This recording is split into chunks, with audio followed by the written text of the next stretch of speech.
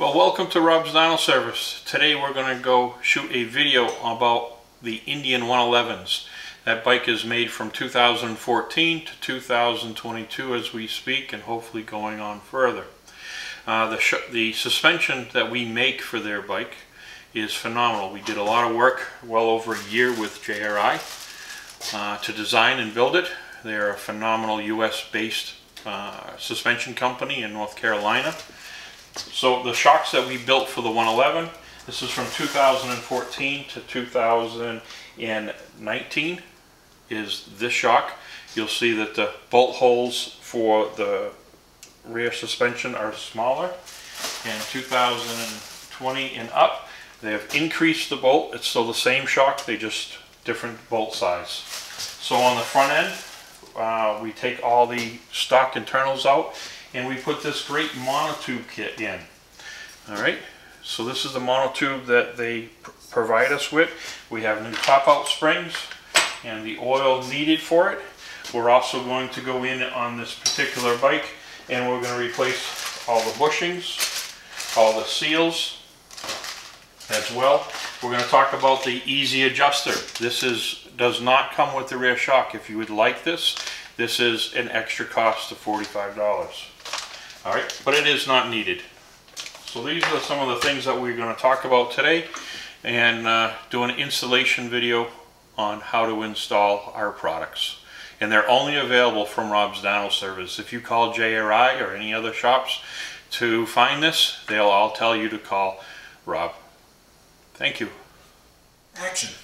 Alright, one of the first things that we need to do when doing the rear suspension on any of the Indians, first you need to record what your ride height is at the moment.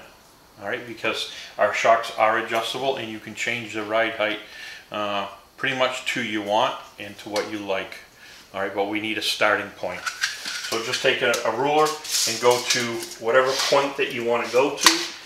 I'm going to go to that bolt right here, and we're at 7 3/4. Alright, so once we record that information, we're going to start disassembling the bike. We're going to take the seat off, the side covers, to get to the rear shock, and just takes you a little bit of time. Be patient and go from there. And this is for all 111 bikes. This is just not for this Roadmaster. You can do the Chieftain, the Vintage, all of them have the same chassis. So yes, it may have different body work and different procedures, but it's still the same job.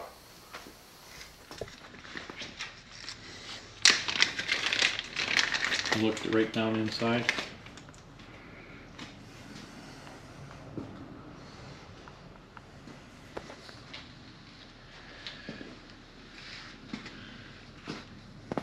Alright, in our previous videos we talked about this easy adjuster. This does not come with the shock. If you would like it, you can order it. It is an extra cost.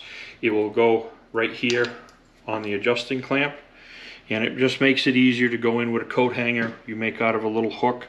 I'll show you later, and you can go in between the frame and the fender and you can pull or adjust it. The other way to adjust it, it's not hard, you just get your hands dirty, is you would reach up through the fender and the rear tire, and you can reach in there and adjust it. Alright, so for the video, I'm not going to install it for this particular customer, as he doesn't need it. Once you get this adjusted, this is the rebound and compression, you don't need to adjust it again. Alright, it's only to adjust if you find that the bike's not bottoming out but the spring is compressing too fast, then you would tighten it up. If it's coming back too fast, then you would loosen it up. It has 40 clicks. I suggest going 2 clicks at a time. If you need to tighten it up, you go to the right. Loosening it up, go to the left. So what we're going to do is take the wire ties out, and we're going to slip this in and put the bolts in and tighten it up, and we're going to lower the bike down, check our ride height, and then we need to raise it. So one of the things about the ride height, you need to always relieve all the stress off the suspension. So you have to jack the bike up till it just gets off the lift or the ground, then you can take and turn your preload to the desired preload that you need for your bike. So the main thing is we go to our regular, our preloaded height, which we took the measurement of 7 3/4. I usually like to add a 1/2 inch to it, and that seems to be the magic spot. Every person is different, so you need to adjust this to your liking. All right, and these do not come pre-adjusted, and you always want to make sure you have this screw, your lock screw, always out front here to so you can get to it. All right, so we're going to put this back in the vise, and I'm going to move this over, and we'll be good to go. Well, you know what then? Now the shock is installed and tight. We're going to lower the suspension.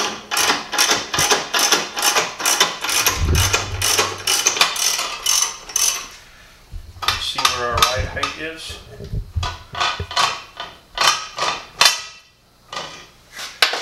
Before I do that, what I do like to do is put a little weight on the rear shock so we can get something level. We're going to take our tape measure and we're going to measure. We were at 7 3/4. We are now at 9. So I've got to release some weight. I tighten this up too much. So we're going to take the weight off the bike.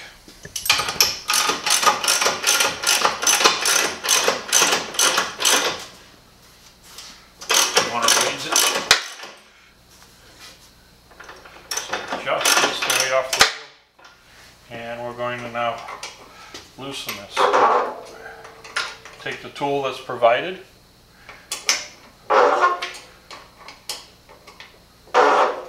I'd say probably 2 turns.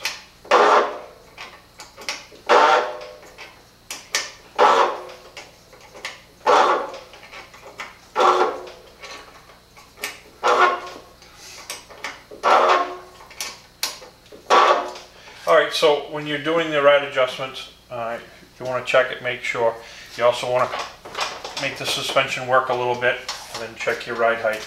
We were at 7 3/4. I want to be at 8 3/4 for his initial ride. If it needs more or less, we can adjust from there. All right, so we're going to go check. We're at 8 3/4 right now. So this is good. So all we can do now is put back the accessories back on the bike, and we're going to go to the front.